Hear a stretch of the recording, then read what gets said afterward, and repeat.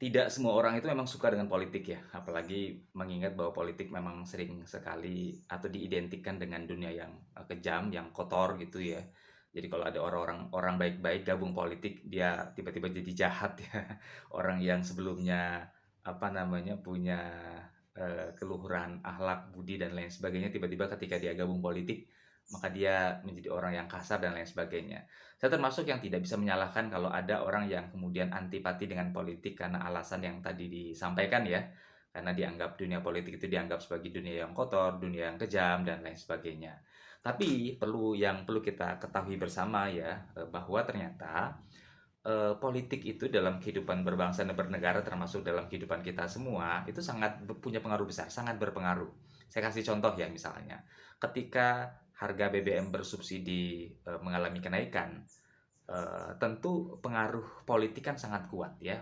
Betul bahwa pada akhirnya kan pertimbangan-pertimbangan yang dikedepankan adalah pertimbangan ekonomi sebenarnya ya, tapi pada akhirnya keputusan yang diambil itu adalah keputusan politik gitu, keputusan politik. Dan kita tahu bahwa ketika harga BBM mengalami kenaikan, maka biasanya dia akan memicu dengan kenaikan harga-harga yang lain gitu, harga sembako, harga dan bahkan harga kebutuhan bahan pokok lainnya.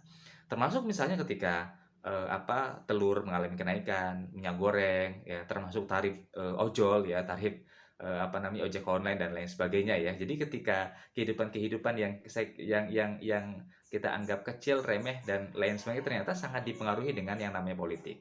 Nah, karena itulah kemudian saya ingin mengatakan bahwa walaupun kita tidak suka, walaupun kita kemudian antipati dengan politik, tapi kita harus menyadari bahwa kehidupan kita sehari-hari itu sangat dipengaruhi oleh yang namanya politik. Karena itu, walaupun kita tidak suka dengan politik, saya kira menjadi sesuatu yang tidak bijak kalau kita antipati dan kemudian cuek ya dengan dunia politik. Kita tetap harus ngerti politik, kita tetap harus punya wawasan politik ya, walaupun memang tidak semua akhirnya menjadi seorang politisi.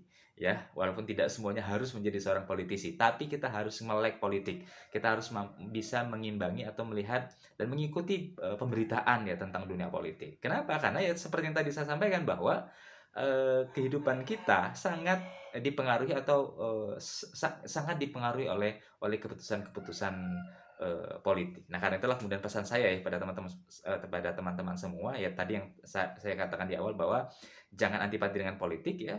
Walaupun mungkin kita tidak suka dan walaupun memang tidak semuanya mau menjadi seorang politisi gitu. Saya kira begitu.